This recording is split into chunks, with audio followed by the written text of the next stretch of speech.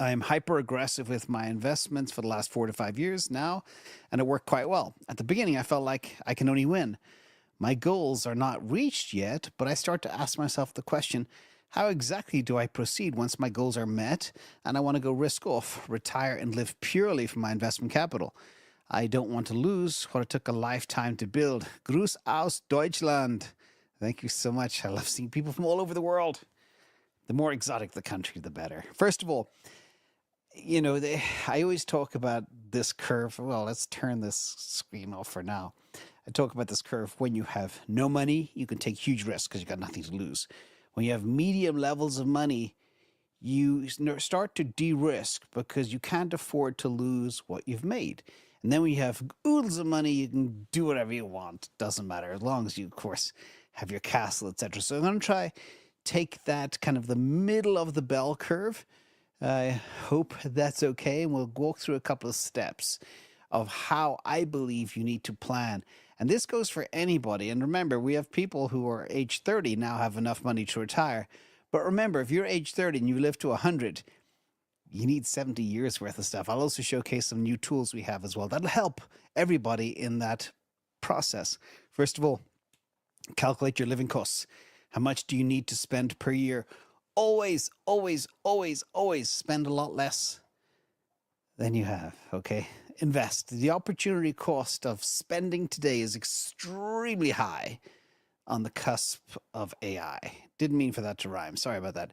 Also, add inflation to healthcare buffer. I've heard so many stories of people their families get ravaged by an event. I've lived through two myself. Both my parents got cancer. Both didn't make it. Both caused a lot of disruption. So again, one illness or sickness can destroy things. So please make sure you can account for that as well. Then estimate your retirement duration. So important. If you're 30 and you live to 100, that's 70 years. And there's a lot of medical advancements coming with AI too, which will help people live longer as well. There might be a downgrade of cancer to being a chronic illness instead of a deadly death sentence, which is great news too. Again, a lot of good news on the horizon. And add up all your investments, try to get to certain bogey numbers. In the old days, you could retire in $1 million in an expensive Western city. Now it's about 2 million. That's the bogey number. I'll actually make a post on Patreon about the 2 million number because I've done a lot of research into why that could be the new bogey unless you really know how to trade. So that's step one. Make sure you take all those steps. Step two, did I blow that up, by the way? I think I did. So I hope people can see. Step two, choose a safe withdrawal rate. I always talk about that, whatever it is. Sometimes that's 4% of your bag or 50,000 a year or 4,000 a month or 200 grand a year, depending on how lavish a lifestyle you have. Maybe add a little cash and reserves in the bank as well. And make sure as well you manage taxes very efficiently. That is super critical. Again, especially in the early years. The longer you can hold a bag, imagine you're retiring for 25 years, the slower you eat into it has a huge payoff down the line. If you start living a lot earlier, like a lot more lavish lifestyle, big opportunity cost down the line, especially if something bad hits. I did have one friend that did tell me, though, he had a bad motorbike accident and he has some chronic issues, let's just say. He's 55.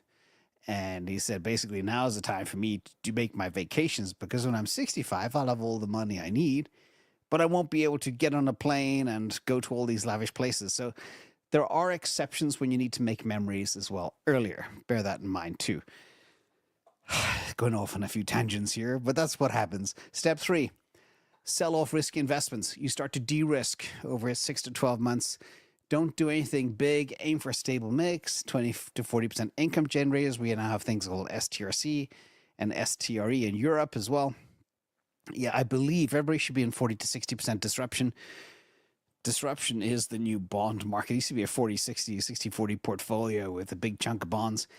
You just got to be in disruption because that's going to be huge, but be in the right places too. And then, of course, have some safe investments as well, including some cash, 10 to 20% cash for those rainy days so you don't have to sell your good assets. And step four, income streams. covered calls, STRC, maybe even dividends for some things. If you have a stock at a very low cost basis and it kicks off 4, 5, 6% dividend every year, that can be good. And step 5, very important. You hear me say this all the time. Tap dancing shoes. Imagine you're in an asset and all of a sudden a competitor comes in and destroys that business. I'll give you an example. Tap dancing shoes means always keep an eye on your bags, be ready to pivot in the event something goes sideways. Imagine Bitcoin has a quantum hack or a double spend, goes to zero, boom, done.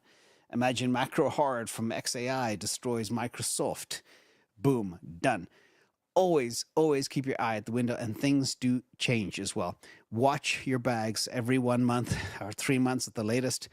Monitor changes in any of your living expenses. Update your healthcare plans to make sure as well. Have catastrophic, if you can't afford a lot of healthcare maybe you don't need, but you always need that catastrophic insurance in the event something really bad happens. Maybe have a big high deductible of 10 grand or something, but have the catastrophe covered in the event it does happen. Touch wood, it never happens. And consider other family changes that may impact your finances. Imagine your son has a couple of babies and he's unemployed and the wife has to be at home and all of a sudden you're on the hook. So things like that, use your imagination. So the other thing as well, we do have the retire on model that's being tested as we speak. And it's a little more complex than meets the eye.